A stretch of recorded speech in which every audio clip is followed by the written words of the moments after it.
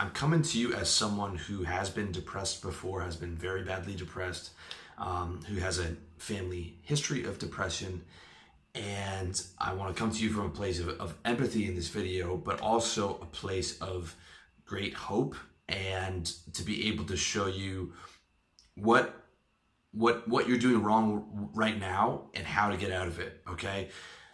Because it is my belief, and again, I'm coming from someone who has been through it, that depression is not a mental illness. It is a state, okay? It is a state, and a state is based on three things. It's based on your thoughts, it's based on your feelings, and it's based on the physical sensations in your body, okay? And when you have all three of those together that are negative and in a particular way, that is a depressive state, all right? But you are not depressed when you sleep. There are, even when I was in depression, there would be periods where I would laugh. Not every single second of the day is within that. And it's also been proven to me in that I haven't been in a serious depression since I was 20, okay? The closest I get now is when I get the flu or something like that, and that puts me down to just a bit below neutral, but it's never in like it was when I was younger, when it was very dark. So I'm not saying this to minimize your struggle. What I'm saying to you is someone who's been through it and someone who's very well aware of my triggers. I can tell you with certainty that you can get over it, okay? You can put it behind you. You can create a happy life for yourself.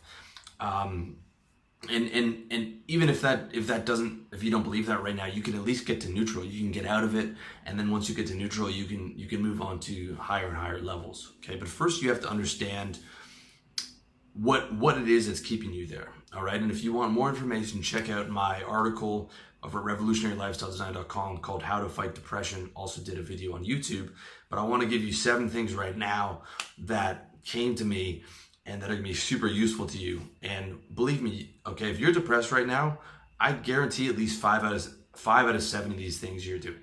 Guaranteed. If not all 7. I would venture to bet that 90% of you guys watching this, if you're struggling, you're doing all 7 of these things wrong. So number 1 is you're losing, okay? I've never been depressed when I was winning at life. Never. It is not a coincidence. Now, this goes against a lot of what therapists say. They talk about inner work. They talk about healing toxic shame. They talk about, reframing mental states. And this is all useful stuff, okay? But what they don't talk about is what the personal development guys like me talk about, is a lot of it's about not winning, okay? When you were depressed in high school and maybe you were unpopular, okay? That's a big part of it. If you were popular and you had a lot of girls, your life would have been a lot happier. That's a fact. The same thing goes into adulthood. If you're not happy with where you are career-wise, financially, with women, physically, okay, and I've been there too. I was definitely there when I was 20, and a couple of times when I was in my 20s as well. And when you're losing, it's hard to be it's much harder to be happy than you're winning. Okay, much harder. What to do about that? Again, that comes down to the stuff that I always talk about: getting in shape, going to the gym, focusing on building your business, focusing on getting it to 6 figures, focusing on maximizing your sexual market value, focusing on getting the quality women in your life that you want, quality friends that you want. I've got at least a couple hundred articles on that kind of stuff if you want to check it out, revolutionarylifestyledesign.com. That's a big thing, okay? That is a big thing. Do not think that, it doesn't have an impact and that you should just be able to. I used to think that I could just use my thoughts, my thoughts would be strong enough if I could just do the positive thinking. And the fact of the matter is it does not work that way. There is real life, and it is very difficult to be happy when you're working a minimum wage job or a job that you hate, and you feel like you're not living up to your potential. Okay, so focus on those external metrics of winning. Okay, and even if you just have to baby step yourself towards it, I'm telling you, getting even those little bitty, those little wins under your belt makes a big difference. Big difference. Number 2, you're ejaculating too much, okay?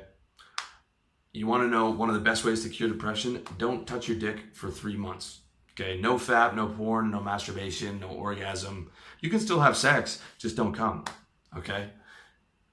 The best I've ever felt was my record was 8 months of no PMO. I was still having sex, and this was about 3 or 4 years ago. And I was working all day at a demanding corporate sales job, and working RLD at night, and I felt tremendous. I mean, it took a lot of discipline to get up to that level, but I'm telling you,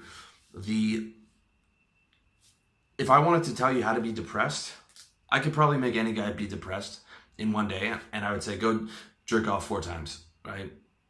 Especially as you hit like 25 and older. You want to be really depressed, jerk off 4 times in one day. I'm telling you, that's going to destroy your mood. Guaranteed. The opposite is true. The ideal frequency for ejaculation, as far as your mood goes, is never.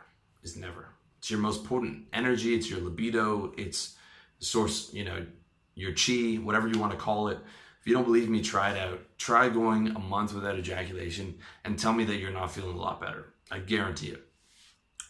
Number 3, this might be the biggest one of them all. You're unhealthy, okay? You can slide on your diet, when you're 10 years old, even when you're 15, but by 16, 17, 18, it starts to catch up to you. By 25, you really start to feel it. By my age, 35, my God. I mean, I had to cut out so much stuff. If I eat badly, which I'll admit I still struggle with the junk food, I'll feel it the next day, if not the next 2 days. Okay, your energy is what you ate yesterday and the last week. And if your diet's off, dude, forget about feeling good. If you're living on pizza, forget about it.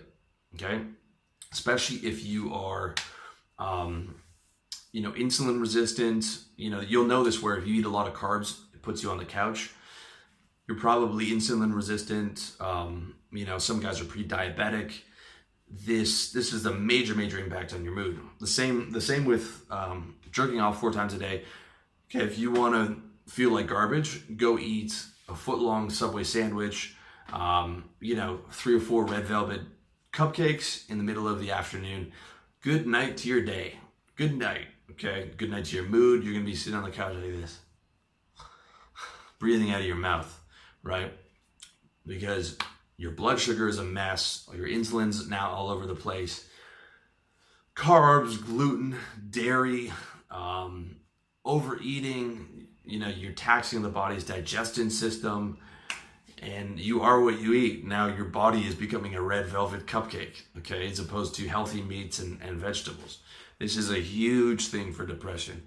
It is no coincidence, too, that when I was in my heavy state of depression, I was smoking weed all the time.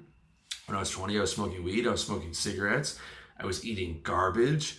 I was, doing everything to make myself unhealthy. And the effect was feeling terrible. Okay, when you eat well, the better you feel physically, the better you're going to feel mentally. That's a fact. Okay.